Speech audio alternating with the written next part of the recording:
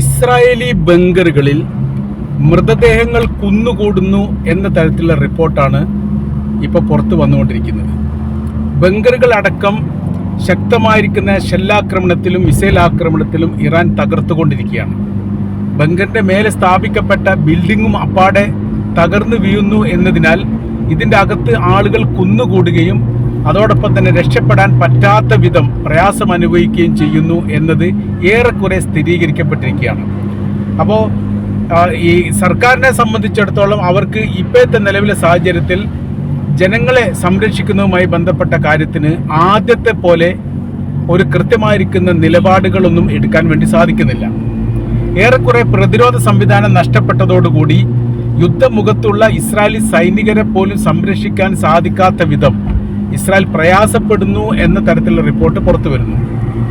അതോടൊപ്പം തന്നെ ലെബനാൻ കേന്ദ്രീകരിച്ചുകൊണ്ട് യുദ്ധം ശക്തമായതോടുകൂടി ഒരുപാട് സൈനികരെ ഹിസ്ബുള്ള ഗ്രൂപ്പ് പിടികൂടിയിരിക്കുന്നു എന്ന് രണ്ടാം ഘട്ടത്തിലും പുറത്തു വരുന്നു. ആദ്യഘട്ടത്തിൽ വന്നിട്ടുണ്ടെങ്കിലും അത് ഇസ്രായേൽ നിഷേധിച്ചിട്ടുണ്ട്.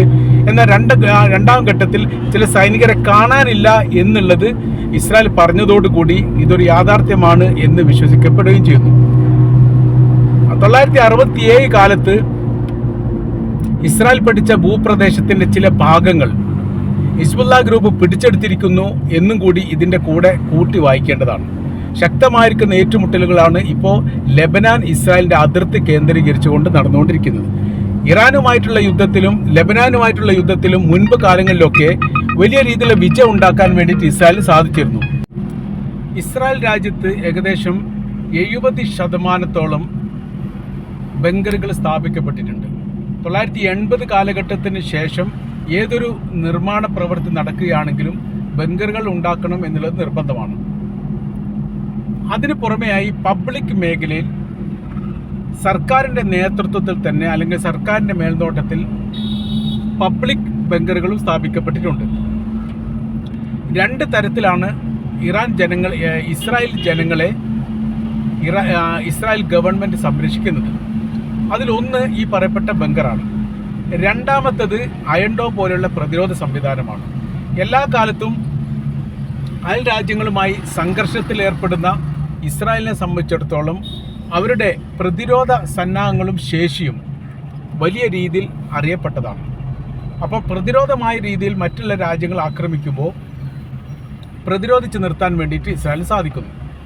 ഇനി യുദ്ധം പോലെയുള്ള വിഷയങ്ങൾ ഉണ്ടാകുന്ന സമയത്ത് ജനങ്ങൾക്ക് അഭയം തേടാൻ വേണ്ടി ബങ്കറുകളും സ്ഥാപിക്കുന്നു. ഈ രണ്ട് കാര്യങ്ങളും വളരെ ശ്രദ്ധയോടുകൂടി എല്ലാ വർഷത്തെ ബജറ്റിലും പ്രഖ്യാപിച്ചുകൊണ്ട് സർക്കാർ അതിന് പ്രത്യേക രീതിയിലുള്ള സാമ്പത്തികം നീക്കിവെക്കുന്നു എന്നതിനാൽ തന്നെ ഈ മേഖല വലിയ സുരക്ഷാ സംവിധാനമായിട്ട് നിലനിൽക്കുന്നു. ഇനി യുദ്ധവുമായി ബന്ധപ്പെടുന്ന വിഷയം അല്ലെങ്കിൽ മറ്റു രാജ്യത്തെ ആക്രമിക്കുന്നതുമായി ബന്ധപ്പെട്ട വിഷയത്തിലേക്കൊക്കെ എത്തുന്ന സമയത്ത് അത്യാധുനിക ആയുധങ്ങളാണ് എല്ലാ കാലത്തും ഇസ്രായേലിൻ്റെ കൈവശത്തിലുള്ളത്. ഏത് തരത്തിലുള്ള പുതിയ നിർമ്മിതികളായിരിക്കുന്ന ആയുധങ്ങൾ അമേരിക്ക ഉണ്ടാക്കിയാലും അത് ഇസ്രായേലിനും, ഇസ്രായേൽ ഉണ്ടാക്കിയാൽ അത് അമേരിക്കക്കും കൈമാറുക എന്നുള്ളത് ഇവർ സാധാരണഗതിയിൽ സ്വീകരിച്ചു വരുന്ന നിലപാടാണ്. ഒരു യുദ്ധത്തിലും ഇസ്രായേൽ പരാജയപ്പെട്ട യുദ്ധം ഉണ്ടായിട്ടില്ല 2023 ഒക്ടോബർ 7 വരെ. 1948 ഇസ്രായേൽ സ്വതന്ത്രമായതിനു ശേഷം ഏകദേശം 10-ലധികം യുദ്ധങ്ങൾ അറേബ്യൻ രാജ്യങ്ങൾ, അതിർത്തി രാജ്യങ്ങളുമായിട്ട് ബന്ധപ്പെട്ട് ഇസ്രായേൽ നടത്തിയിട്ടുണ്ട്. അതിലെല്ലാ മേഖലയിലും അവർക്ക് വലിയ രീതിയിലുള്ള വിജയം ഉണ്ടാവുകയും ചെയ്തിട്ടുണ്ട്. ഏറ്റവും ഗംഭീരമായിരിക്കുന്ന വിജയം 1967 അറബ് ഇസ്രായേൽ യുദ്ധത്തിലാണ്.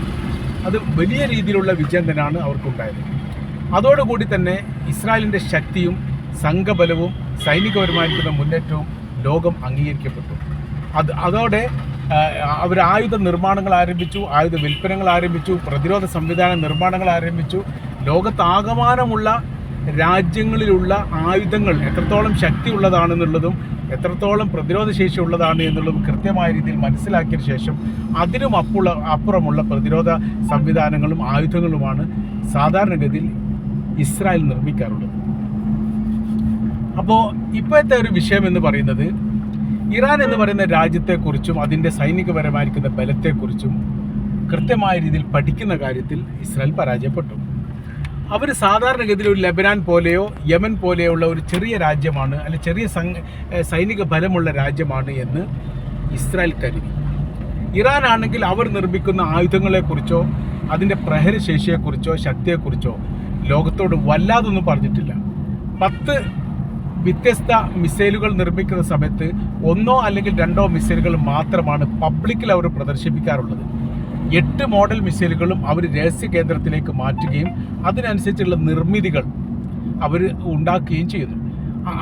ഇറാനെ സംബന്ധിച്ചിടത്തോളം 500 കിലോമീറ്റർ അല്ലെങ്കിൽ അതിൻ്റെ താഴെയുള്ള ഈ ദൂരപരിധിയുള്ള മിസൈലുകളാണ് സാധാരണഗതിയിൽ അവർ വിൽപ്പന നടത്താറുള്ളത്. ഉക്രൈനുമായിട്ട് ബന്ധപ്പെട്ട വിഷയത്തിൽ നല്ലൊരു ശതമാനം 15 മുതൽ 35% ഇറാൻ ഉപയോഗിക്കുന്ന മിസൈലുകളും റഷ്യ ഉപയോഗിക്കുന്ന മിസൈലുകളും ഇറാൻ്റെ നിർമ്മിതിയാണ് എന്ന് പല ഘട്ടങ്ങളിലായി ഉക്രൈൻ പറഞ്ഞിട്ടുണ്ട്. അമേരിക്കൻ പ്രസിഡന്റ് ഈ ആദ്യം ബൈഡനോട് പറഞ്ഞു, ഇപ്പോഴത്തെ ഡൊണാൾഡ് ട്രംപിനോട് പറഞ്ഞു നിയന്ത്രിക്കേണ്ടത് ഇറാനെയാണ്, അവരാണ് വലിയ രീതിയിലുള്ള നാശങ്ങൾ ഉണ്ടാക്കാൻ വേണ്ടിയിട്ട് ആയുധം വിട്ടുകൊടുക്കുന്നത് എന്ന പരാതിയൊക്കെ അവർ പറഞ്ഞിരുന്നു. സാധാരണ അവർ പറയാറുണ്ട്. എന്നാൽ അതിൽ നിന്ന് വ്യത്യസ്തമായ രീതിയിൽ ഇറാൻ്റെ നിർമ്മിതികൾ അത്ഭുതപ്പെടുത്തുന്നതാണ് എന്നുള്ളത് ഇപ്പോഴത്തെ ഒരു യുദ്ധത്തോടു കൂടി ലോകത്തിന് ബോധ്യമായി എന്നുള്ളതാണ് ഒരു സത്യം. അവരുടെ കൈവശത്തിൽ ഈ മിസൈലുകൾ ഉണ്ട് എന്ന് പറഞ്ഞു. ഒന്നാമത്തെ പ്രശ്നം എന്ന് പറയുന്നത് ഇസ്രായേൽ ആണെങ്കിലും അമേരിക്ക ആണെങ്കിലും അവർ ശുദ്ധ നുണയാണ് പറയുക, സത്യം ഒരിക്കലും പറയില്ല. 70% മിസൈലുകൾ തകർത്തിരിക്കുന്നു എന്ന് ഇസ്രായേൽ കഴിഞ്ഞ പ്രാവശ്യം പറഞ്ഞ് അത് അവസാനിക്കുന്നതിൻ്റെ ഏകദേശം ഒരു 12 മണിക്കൂർ തികയുന്നതിന് മുമ്പ് ശക്തമായിരിക്കുന്ന ആക്രമണം ഇറാൻ ഇസ്രായേലിന് നേരെ നടത്തി. അപ്പോൾ പിന്നെ ഇത്രയും മിസൈലുകൾ തകർത്തിട്ടുണ്ടെങ്കിൽ പിന്നീട് അവരുടെ കൈവശത്തിൽ യഥാർത്ഥ മിസൈൽ ഉണ്ടാവാൻ പാടില്ല. കാര്യം എന്ന് പറഞ്ഞാൽ നല്ലൊരു ശതമാനം മിസൈലുകളും രാജ്യസംരക്ഷണവുമായിട്ട് ബന്ധപ്പെട്ട് ഏതൊരു രാജ്യവും സൂക്ഷിച്ചു വെക്കുന്നതാണ്. ഇപ്പോൾ 70% തകർത്തിട്ടുണ്ടെങ്കിൽ ബാക്കി 30% എന്ന് പറഞ്ഞാൽ ഈ രാജ്യരക്ഷയുമായിട്ട് ബന്ധപ്പെട്ട് സൂക്ഷിക്കേണ്ടതാണ് എന്ന് ചുരുക്കം. അപ്പോൾ അങ്ങനെ ആ സമയത്ത് യഥാർത്ഥത്തിൽ ആവില്ല, അവർ ആയുധം പ്രയോഗിക്കാൻ തന്നെ പാടില്ല. പക്ഷെ അങ്ങനെയല്ല ഉണ്ടായത്. നിരന്തരം ആക്രമണം നടത്തിക്കൊണ്ടേയിരുന്നു എന്നുള്ളതാണ് അതിൻ്റെ യാഥാർത്ഥ്യം. ഇപ്പോഴത്തെ നിലവിലെ ഇസ്രായേലിൻ്റെ സാഹചര്യങ്ങൾ എന്ന് പറഞ്ഞാൽ വളരെ ദയനീയമാണ്, വളരെ കഷ്ടപ്പാടാണ്. കാര്യം അവരുടെ സർവ്വ രീതിയിലുള്ള പ്രതിരോധ സംവിധാനം നഷ്ടപ്പെട്ടിരിക്കുന്നു. പ്രതിരോധിക്കുന്ന മേഖല കേന്ദ്രീകരിച്ചുകൊണ്ടാണ് അവർ ആക്രമണം നടത്തുന്നത്. ആദ്യം തന്നെ സർക്കാർ ഈ സംവിധാനത്തിന് നേരെയല്ല ഇറാൻ ആക്രമണം നടത്തുക എന്ന് പറയുന്നത്. ആദ്യം തന്നെ അവർ പ്രതിരോധിക്കുന്നത് എന്താണോ ആ പ്രതിരോധിക്കുന്ന സംവിധാനത്തെ ആദ്യം തകർക്കും. അതിൽ ഇറാൻ വിജയിച്ചു. അങ്ങനെ പ്രതിരോധ ശേഷി നഷ്ടപ്പെട്ടതോടുകൂടി പിന്നെ നിരന്തരം ഇറാൻ ഇസ്രായേലിലേക്ക് ആക്രമണം തുടരുകയാണ്. അത് ഇങ്ങനെ മഴ പെയ്യുന്ന പോലെയാണ് മിസൈലുകൾ ആകാശത്ത് നിന്ന് ഇസ്രായേലിൻ്റെ നഗരത്തിലേക്ക് പ്രവേശിക്കുന്നത് എന്ന തരത്തിലുള്ള റിപ്പോർട്ടൊക്കെയാണ് ചില പത്രങ്ങൾ ഹെഡിങ് ആയിട്ട് തന്നെ കൊടുക്കുന്നത്. അങ്ങനെ വന്ന സമയത്ത് പ്രതിരോധ ശേഷി നഷ്ടപ്പെട്ടാൽ പിന്നെയുള്ള വിഷയം എന്ന് പറയുന്നത് ഭൂമിയിൽ എവിടെ ചെന്നിട്ടും ഇത് ആക്രമണം നടത്തും, നാശങ്ങളുണ്ടാവും, നഷ്ടങ്ങളുണ്ടാവും. ആ നാശവും നഷ്ടവും അക്രമങ്ങളും ഇപ്പോൾ നടക്കുന്നുണ്ട് എന്നുള്ളത് വളരെ കൃത്യമാണ്. അപ്പോൾ ബങ്കറുകളെക്കുറിച്ച് ഉള്ള വിവരങ്ങൾ, ബങ്കറുകളെക്കുറിച്ച് വളരെ ഞെട്ടിപ്പിക്കുന്ന അത്ഭുതകരമായിരിക്കുന്ന റിപ്പോർട്ടുകൾ തന്നെയാണ് പുറത്തു വരുന്നത്. കാര്യം എന്ന് പറയുന്നത് അതിൻ്റെ അകത്ത് അവർ സാധാരണഗതിയിൽ ബങ്കറിൻ്റെ അകത്ത് സാധാരണഗതിയിൽ അവർ ആഘോഷിക്കാറാണ് പതിവ്. ആനന്ദവും ആഹ്ലാദവുമായിട്ട് വലിയ രീതിയിൽ ആഘോഷ പരിപാടികളാണ് ബങ്കറിനകത്ത് സാധാരണഗതിയിൽ അവർ താമസിക്കുന്ന സ്ഥലത്ത് ഉണ്ടാവാറുള്ളത്. ഇപ്പോൾ ആ രീതിക്ക് മാറ്റം വന്നു. ബങ്കറെല്ലാം മരണ വീട് പോലെയായി.